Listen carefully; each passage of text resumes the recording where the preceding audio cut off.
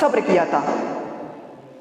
اچھا، آپ ہی کے علاقے کی عورتیں نہیں، ہم لوگوں کے علاقے کی بھی عورتیں، جب کوئی بچہ مر جاتا ہے تو وہ کھلونے نکال لاتی ہیں، جھنجھنے، اب اس سے کون کھیلے گا، ایسا ماحول خراب کرتی ہیں، رکشا کبھی گاڑی کبھی کھلونے۔ میری ماؤں بہنوں، تمہارے لیے نصیحت سنو، ام سلیم کے اس واقعے سے اندازہ لگاؤ۔ ان کا بچہ، چھوٹا سا بیٹا بیمار تھا، دوا علاج چل رہا تھا اس کا۔ اس بچے کے باپ ابو طلحہ روزانہ صبح جاتے تھے، شام کو آتے تھے۔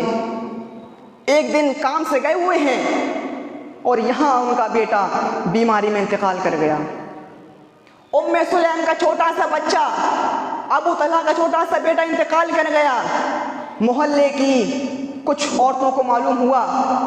ام سلیم نے کہا، سنو، تم میں سے کوئی بھی شخص یا کوئی بھی آدمی یا عورت میرے شوہر کو میرے بیٹے کی موت کی خبر نہیں دے گا، میرے بیٹے کی موت کی خبر میں ہی دوں گی۔ ام سلیم نے کھانا بنایا۔ مغرب کی نماز کے بعد جب ابو طلحہ ساری گھر میں آتے ہیں، اور سنو، ام سلیم نے کھانا بنایا۔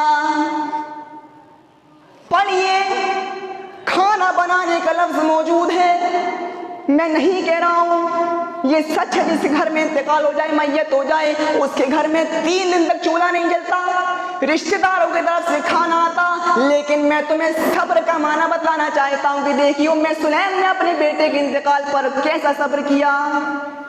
ام سلیم نے کھانا بنایا۔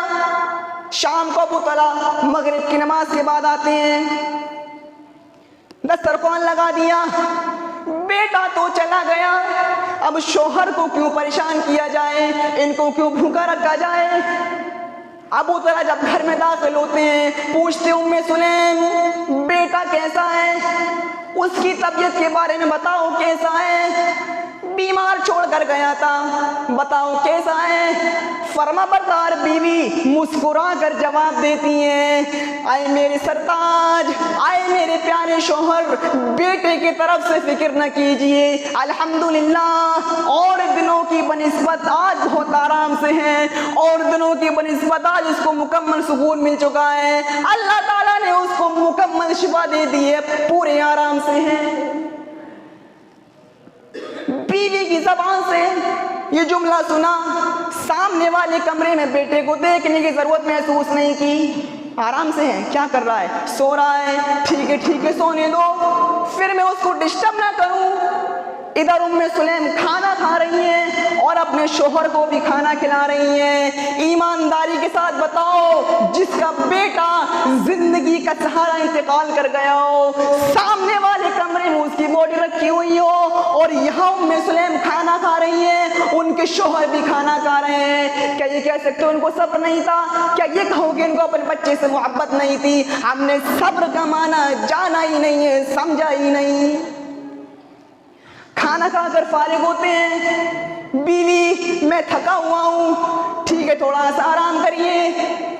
ادھر بیوی زیب و زینت کرتی ہیں، حدیث کے الفاظ ہیں، خوشبو لگاتی ہیں۔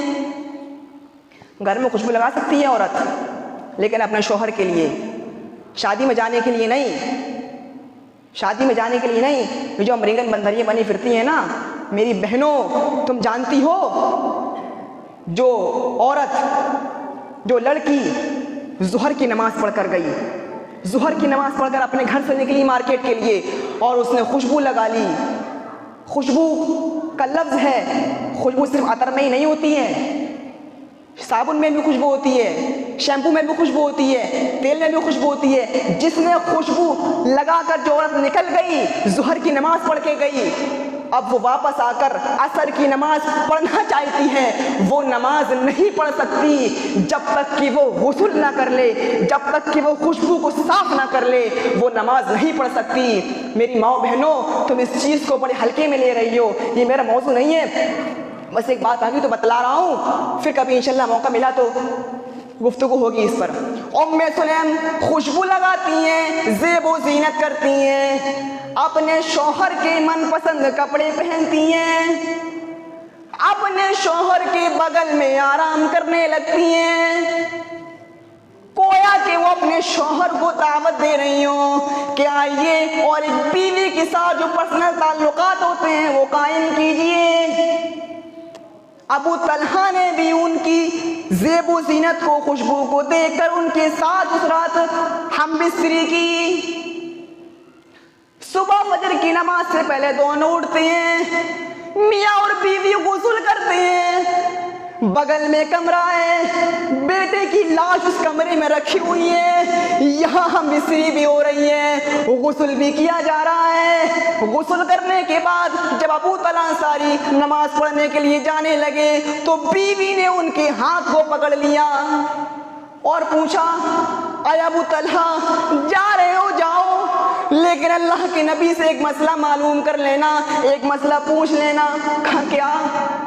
کہا میری کسی سہیلی نے میرے پاس کوئی چیز امانت کے طور پر رکھی تھی، کوئی چیز امانت کے طور پر رکھی تھی، اب وہ مجھ سے وہ چیز مانگ رہی ہے تو میں اس کو وہ چیز لوٹاؤں یا نہ لوٹاؤں؟ ابو طلحہ کو غصہ آتا ہے، کہتے ہیں بیوی یہ اتنا بڑا مسئلہ نہیں جو اللہ کے نبی بتائیں، چھوٹا سا مسئلہ تو میں ہی بتا سکتا ہوں، کیوں ہم نبی کو پریشان کریں؟ اچھا آپ کو معلوم ہے؟ ہاں مجھے معلوم ہے۔ کہا کیا؟ کہا جس کی امانت ہے اس کے حوالے کرو، اس نے جب رکھا ہو تب رکھا ہو، لیکن جب بھی اس نے مانگا ہو تم کو دینا پڑے گا۔ آئے میری بیوی، اس کی امانت چاہے کتنی سال کی ہو لیکن اس نے تم سے آج اگر مطالبہ کر لیا تم کو دینا پڑے گا، آج ہی اس کو دو۔ تمہیں دکھ نہیں کرنا چاہیے، غم نہیں ہونا چاہیے، کیونکہ اس کی امانت ہے، اس کے حوالے کرو۔ بیوی کہتی ہے اب مسئلہ آپ نے حل کر دیا ہے تو اب غور سے سنیے، آئے میرے سرتاج، اللہ نے مجھے ایک امانت دی تھی بیٹے کی شکل میں، آج سے کچھ مہینے پہلے اللہ نے مجھے ایک امانت دی تھی بیٹے کی شکل میں، کل عصر کی نماز کے بعد اللہ نے مجھ سے وہ اپنی امانت مانگی اور میں اس کو منع نہ کر سکی، میں اس کو انکار نہ کر سکی، میں نے اللہ کی امانت کو اللہ کے حوالے کر دیا، اس نے مانگی ہم سے، ہم نے اس کو واپس کر دی۔ اے میرے شوہر، ہمارا بیٹا اب اس دنیا میں نہیں رہا، انتقال کر چکا ہے۔ میں نے آپ سے کل کہا تھا کہ وہ سکون سے، اس کا سکون یہی ہے کہ اس کی روح آسانی کے ساتھ نکل گئی اور پرواز کر گئی۔ ابو اور کہتی ہے میں نے تو ہم بستری آپ کو سکون دینے کے لیے کی تھی۔ ابو طلحہ کہتے ہیں بیوی یہ تم نے کیا کر دیا، تم نے رات میں کیوں نہیں بتایا، ہم اس کو رات میں دفنا دیتے، تم نے کھانا بھی کھلا دیا، ہمارے ساتھ لیٹ بھی گئی، ہم بستری بھی کر لی۔ یہاں فجر کی نماز کے لیے جاتے ہیں اور وہاں یہ پورا واقعہ ابو طلحہ اللہ کے نبی سے بیان کر دیتے ہیں، اے اللہ کے نبی آج ایسا ایسا ہوا، جانتے ہو جناب محمد رسول اللہ نے کیا کہا؟ کہا اے ابو طلحہ بہت خوش نصیب ہے تمہاری بیوی جو اس نے تمہارے ساتھ ایسا ایسا کیا، اللہ رب العالمین تمہاری بیوی کو برکت دے، اللہ رب العالمین تم دونوں نے آج کی رات جو مجامعت کی ہے، مباشرت کی ہے، اللہ رب العالمین اس میں بھی برکت عطا فرمائے۔ اور اسی رات حضرت ام سلیم حاملہ ہوئی، پریگننٹ ہوئی اور اللہ رب العالمین نے ایک بچہ ان کے رحم مادر کے اندر وجود میں لے آیا۔ میرے پیارے ساتھیوں، ہم آگے نہیں جانا چاہتے اس واقعے کو سنا کر، بس یہ بتانا چاہتے ہیں آپ کو کہ صبر کس کو کہتے ہیں اور کس طریقے سے وہ صبر کیا کرتی تھی اپنے بچوں کے انتقال پر، اور اپنے شوہروں کو سمجھایا کرتی تھیں اپنے شوہروں کو۔ ہم یہ نہیں کہہ رہے ہیں آپ سے کہ آپ چولہا جلائیے، ہم یہ نہیں کہہ رہے ہیں آپ سے کہ کوئی مر جائے تو آپ کھانا بنائیے، نہیں، لیکن صبر کا ایک معنی یہ بھی ہوتا ہے، یہ بھی ہوتا ہے۔ آپ کو معلوم ہے جو بچے انتقال پیدائش کے بعد انتقال کر جاتے ہیں، بلوغت سے پہلے پہلے پیدا ہوئے، اب بالغ ہونے سے پہلے پہلے انتقال کر گئے، ان کی روحیں اللہ کے نبی فرماتے ہیں جنت کے اندر بے روک و ٹوک گھومتی رہتی ہیں، ٹہلتی رہتی ہیں۔ قیامت کا دن ہوگا، ان کے ماں باپ کو بلایا جائے گا اور ان کے گناہوں کی پاداش جہنم میں داخل کرنے کا حکم دے دیا جائے گا۔ اللہ کہے گا رکو، اے فرشتوں ان کے بچوں کو جنت سے نکال کر لاؤ، ہم ان کے ملوائیں گے۔ یہ ناانصافی ہوگی، دنیا میں بھی چھین لیا اور یہاں بھی نہ ملوائیں۔ فرشتے جنت میں جائیں گے، بچوں کو نکال کر لائیں گے، ان میں سے ہر ایک بچہ اپنے ماں باپ سے ملاقات کرے گا، ہر ایک بچہ ملاقات کرے گا، ٹائم ملنے کا ختم ہوگا۔ اللہ کہے گا بس ان بچوں کو جنت میں لے جاؤ اور ان کو جہنم میں داخل کر دو۔